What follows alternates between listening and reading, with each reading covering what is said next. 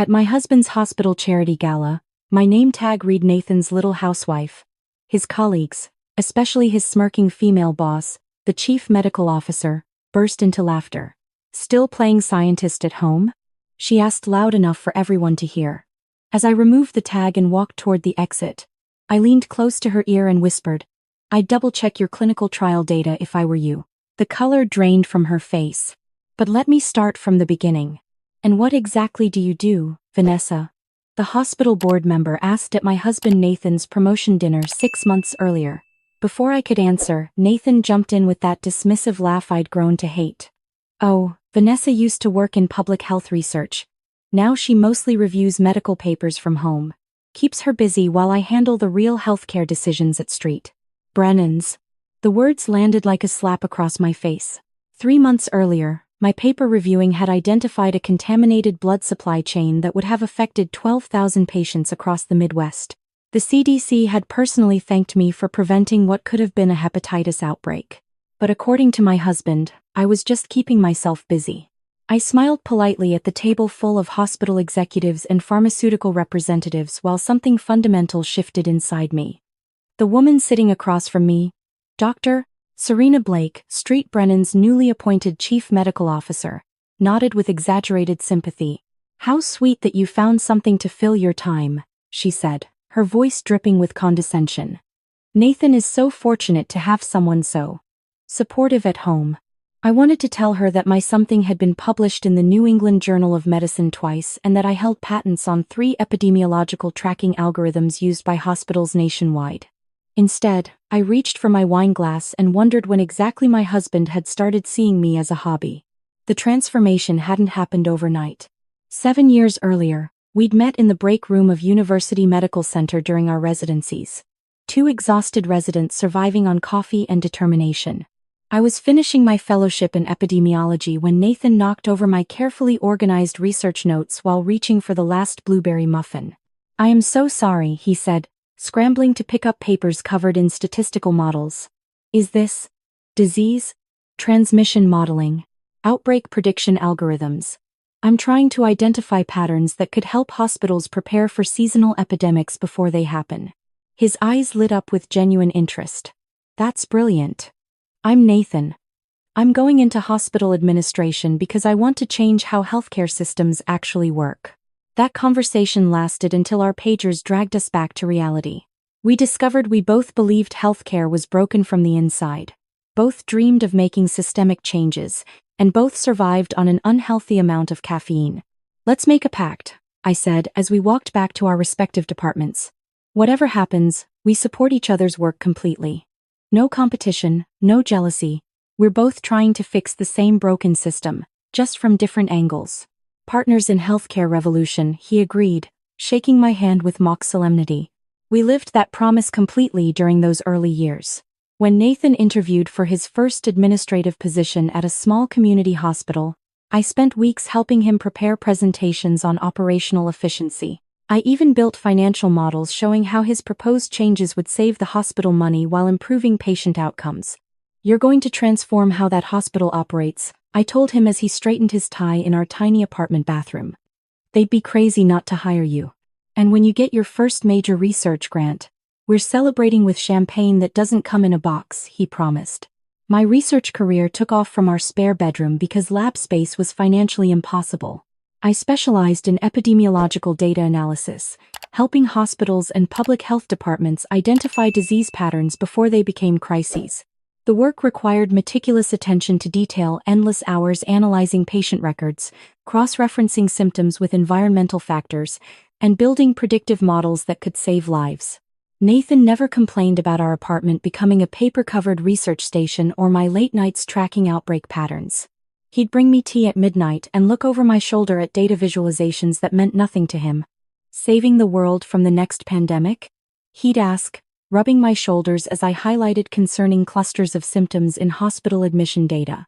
"Maybe just saving a few thousand people from a really bad flu season," I'd reply. "I think I've identified a pattern that suggests we're going to see a surge in respiratory infections in the Pacific Northwest in about 6 weeks." My prediction proved accurate.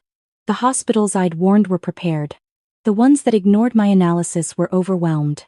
After that, my phone rang constantly with health departments wanting to hire the epidemiologist who could see outbreaks coming before they arrived. Nathan was genuinely proud of my work during those days. At parties, he'd introduce me as the woman who predicts pandemics before they happen, and his pride was completely authentic. We were both building something meaningful, both contributing equally to our shared mission of fixing healthcare. His own career was advancing steadily through various hospitals. He started as an assistant administrator, moved into operations management, then secured positions with increasing authority and impressive salary increases. I watched him develop confidence in boardrooms and master the political complexities of hospital leadership. I got the chief operating officer position at St. Brennan's Medical Center, he announced one evening, practically vibrating with excitement. It's one of the top research hospitals in the country. This could change everything. That's incredible. When do you start? Next month. There's one thing though. We need to relocate to Philadelphia. I know that means you'll have to rebuild your network of hospital contacts from scratch. I didn't hesitate. Of course we're moving. This is exactly what we've been working toward. Relocating meant abandoning the relationships I'd built with regional health departments and the hospitals that trusted my analysis. But I believed completely in our partnership. I transferred ongoing projects to colleagues, said goodbye to my professional network, and spent weeks researching Philadelphia's healthcare landscape. What I couldn't have predicted was how professional success would gradually shift the fundamental dynamic between us. The man who used to value my analytical insight started making decisions independently.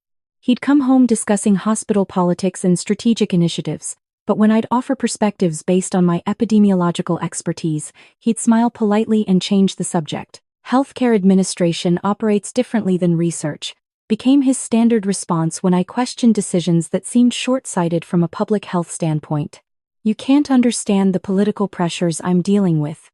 The shift accelerated dramatically when Dr. Serena Blake was hired as Chief Medical Officer about a year into Nathan's tenure at St. Brennan's.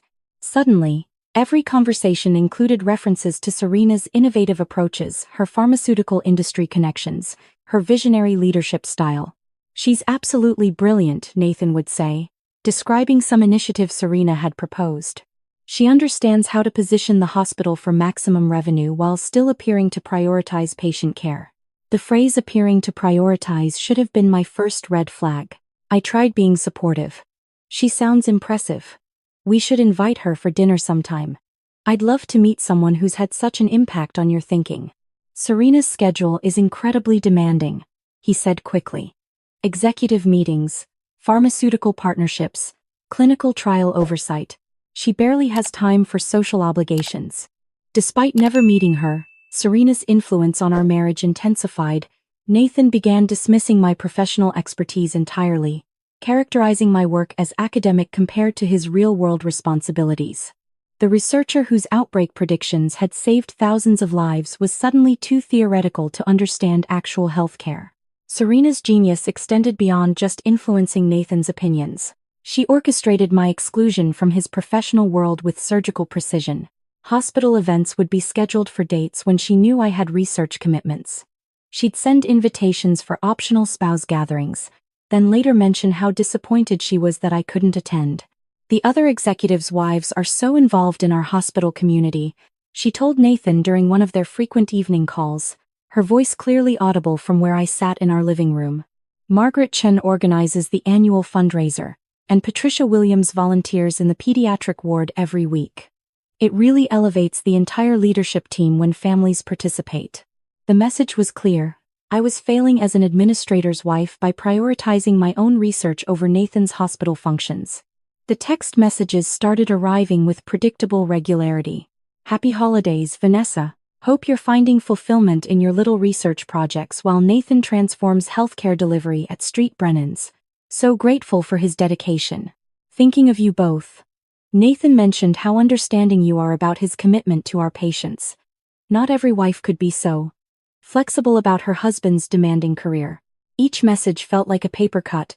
Small, precise, designed to diminish me while appearing supportive. Serena had perfected the art of the backhanded compliment. Am I overreacting? I asked Nathan after one particularly condescending message about how adorable it was that I still played with disease statistics. Serena's just being friendly, She sends messages to all the executives' families. You're reading too much into it. But I wasn't reading too much into anything. My years of analyzing data patterns had taught me to recognize systematic manipulation, and Serena's pattern was crystal clear. She was methodically repositioning me in Nathan's mind from partner to accessory. The transformation in Nathan's behavior became impossible to ignore. He started coming home with Serena's opinions on everything from investment strategies to vacation destinations. Serena says European travel is overrated. She recommends focusing on building professional networks at domestic conferences instead. Serena thinks our neighborhood is too far from the hospital. She mentioned a development closer to Street Brennan's where several executives live. The most infuriating part was how he'd present her advice as if it came from some higher authority on life itself. One evening, I tried to discuss a concerning pattern I'd noticed in regional hospital data. I'm seeing an unusual cluster of post-surgical infections across 3 Philadelphia hospitals, I said over dinner.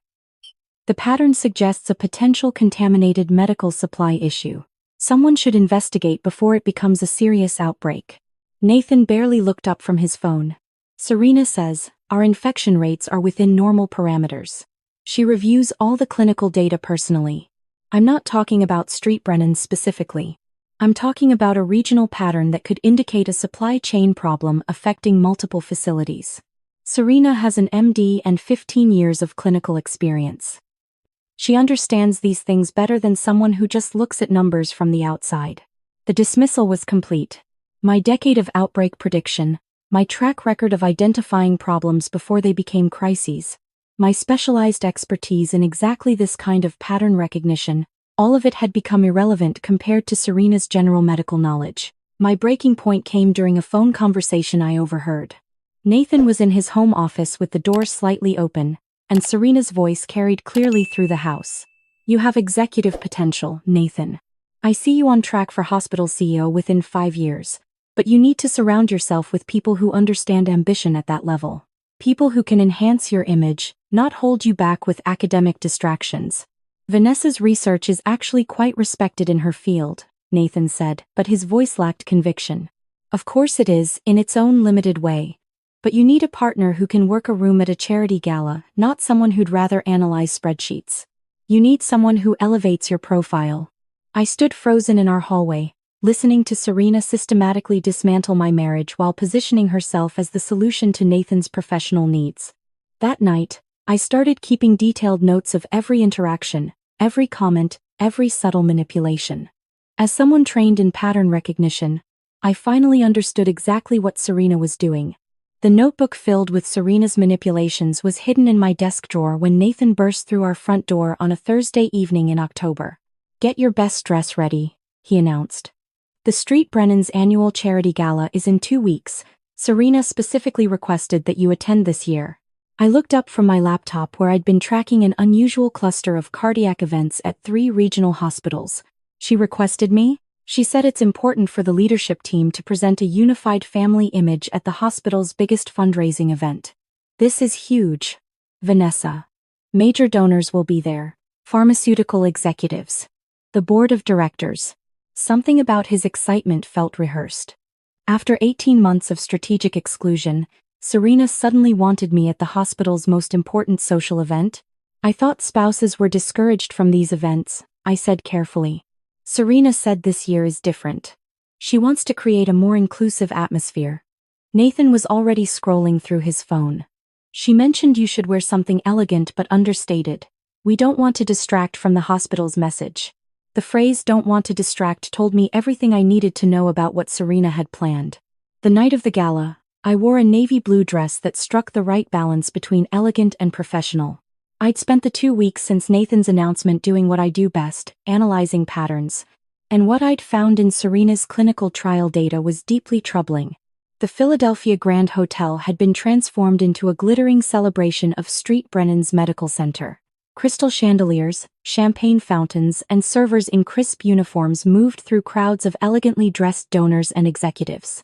Nathan guided me toward the registration table with his hand on my lower back, a gesture that felt performative rather than affectionate.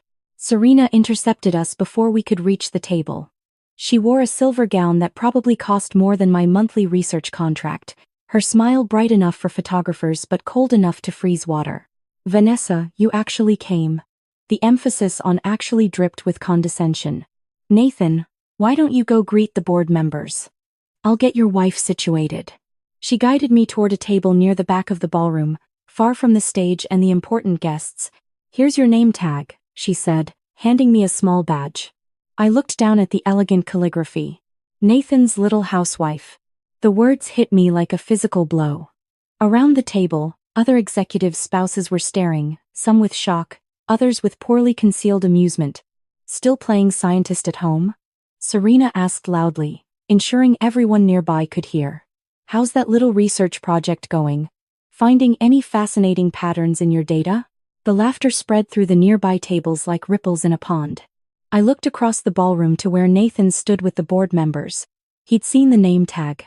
I could tell by the way he avoided my eyes, the way his shoulders hunched slightly with discomfort rather than surprise. He'd known. In that moment, something crystallized inside me. I carefully removed the offensive name tag and set it on the table. Then I walked toward the exit, my head held high despite the whispers following me. As I passed Serena, who was basking in the success of her public humiliation, I leaned close to her ear. "I'd double-check your clinical trial data if I were you," I whispered. "Specifically, the Phase 3 results for your cardiac drug partnership with Meridian Pharmaceuticals. The adverse event numbers don't match across your FDA submissions." The color drained from her face. I walked out of that ballroom and into the cold October night. The taxi ride home was silent except for my own breathing. But I wasn't crying. I was calculating. By the time I reached our empty house, I had a plan. Nathan didn't come home that night. I didn't expect him to. Monday morning, I sat in my home office and began the most important research project of my career. The pattern I'd noticed 3 weeks earlier, the unusual cluster of cardiac events at regional hospitals, had led me to dig deeper into Street Brennan's clinical trial data. What I'd found was disturbing.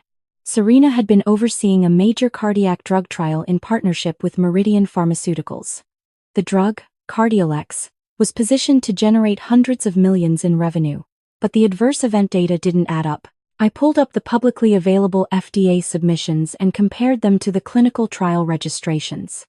The discrepancy was subtle but unmistakable to someone who analyzed data patterns for a living. The FDA submission showed a 2.3% rate of serious adverse cardiac events, but the original trial registration had tracked participants with a 4.8% rate of the same events. Nearly half the adverse events had disappeared between the trial and the submission. That wasn't a statistical anomaly. That was fraud. I spent Tuesday and Wednesday building an airtight analysis. I cross-referenced patient enrollment data with adverse event reports.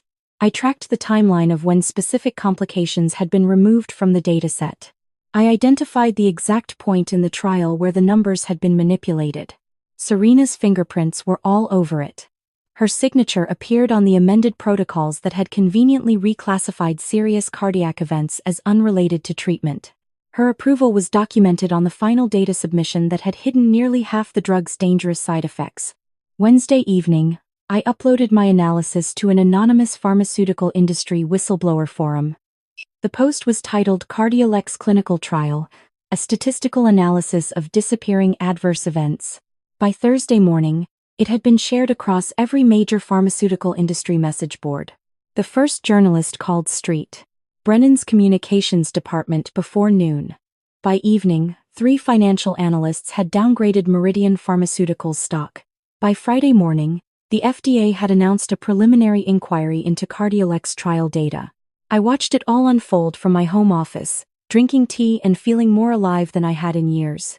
The real bombshell arrived Friday afternoon. An anonymous email from someone claiming to be a research coordinator at Street Brennan's. "I've been documenting data irregularities for months but was afraid to speak up because Dr. Blake controls everything. Your analysis gave me courage." Attached are internal emails showing explicit instructions to remove adverse events from the trial database. The attachments were damning. Emails from Serena directing staff to optimize the adverse event data, messages discussing how to reclassify cardiac complications to avoid FDA scrutiny. Most devastating of all, A thread where Serena explicitly acknowledged that the true adverse event rate could jeopardize the entire partnership and needed to be managed appropriately.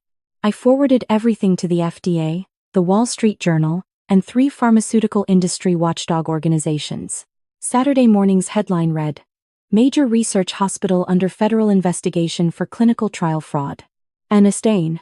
Brennan's stock of partner pharmaceutical company Meridian had dropped 34%. Trading was halted twice. The hospital issued a statement about cooperating fully with regulatory inquiries and announced that Dr. Serena Blake had been placed on administrative leave pending investigation. Nathan came home for the first time in a week on Saturday afternoon. He looked like he'd aged 5 years and 5 days. His usually perfect appearance was disheveled, his expensive suit wrinkled, dark circles under his eyes. "We need to talk," he said, finding me in my home office. "About what?" "About the investigation. About everything that's happening at Street Brennan's." He sat heavily in the chair across from my desk. "The FDA seized documents from Serena's office yesterday. The FBI is involved now. There are rumors about criminal charges." "That sounds serious." "It is serious. I've been working closely with Serena for almost 2 years. If they find evidence of intentional fraud, anyone associated with her decisions could be implicated." He leaned forward, desperation in his eyes. "I need your help, Vanessa. You're the best data analyst I know. Can you review the documents I was involved with? Help me understand what investigators might be looking for?" The irony was breathtaking. The man who'd dismissed my expertise for years was now begging for the analytical skills he'd called academic and limited. "Why would you need my help? Doesn't Serena have everything under control?" Nathan's laugh was bitter. "Serena is falling apart. She's blaming everyone except herself, claiming she was just following standard industry practices. But some of the documentation," he swallowed hard. "I think she might have been deliberately manipulating data, Vanessa. I think she might have known the drug was more dangerous than the submissions showed. That would be federal fraud. People go to prison for that." "I know." His voice cracked. "I'm scared. For the first time in my career, I'm genuinely terrified about my professional future." I studied his face, seeing real fear behind the desperation. Part of me felt sympathy for the man I'd once loved unconditionally. But a larger part felt cold satisfaction. "What exactly are you asking me to do?" "Help me distance myself from Serena's decisions. Review the projects I was involved with and help me understand which ones might look problematic to investigators." He paused, then added quietly, "I know I haven't been the best husband lately. I know I haven't valued your expertise the way I should have. But we're partners, right? We support each other." The words he'd spoken 7 years ago in that hospital break room felt hollow now. "When did you last consider us partners, Nathan? When did you last value my professional judgment? When did you last defend me when someone attacked my credibility?" His face went pale. "If this is about the gala, it's about everything." The gala was just the final confirmation. I opened my desk drawer and pulled out a folder I'd been preparing for this conversation. "Divorce papers. I've already consulted with an attorney." "You're leaving me?" "I'm reclaiming myself. There's a difference. But the investigation. My career. Everything's falling apart." Serena's investigation exists because someone with data analysis skills decided to look closely at patterns that didn't add up. Her career is ending because she was arrogant enough to think no one would notice manipulated clinical trial data. I stood up and walked to the window. "Your career is in jeopardy because you chose loyalty to a corrupt mentor over respect for your wife." Nathan stared at me for a long moment, and I watched understanding dawn on his face. "You know something about this investigation," he said slowly. "The anonymous analysis that started all of this, the whistleblower posts. I know that truth has a way of surfacing when someone trained in pattern recognition decides to look for it." "Vanessa, what did you do?" "I did what I've always done, Nathan. I analyzed data, identified dangerous patterns, and worked to protect people from harm." I turned to face him. "The difference is that this time, I also protected myself." I walked to our bedroom and began packing. "You can't just leave," Nathan called after me. "We can work through this. When were you planning to start respecting my expertise? After Serena's criminal trial? After your career recovers from association with federal fraud?" He followed me, watching as I methodically filled suitcases. "I know I made mistakes. I know I should have said something at the gala. But Serena told me it was just a joke. She said you'd find it funny. Serena told you about the name tag beforehand. It wasn't a question. His silence confirmed what I'd suspected. You knew I was walking into that humiliation, and you said nothing. She said it would be harmless, she said. Did you believe that? Or did you just not care enough to stop it? He couldn't meet my eyes. I zipped my suitcase and headed for the door. On our kitchen counter, I left a note. Nathan, it wasn't the name tag that ended us. It was your silence when it mattered most.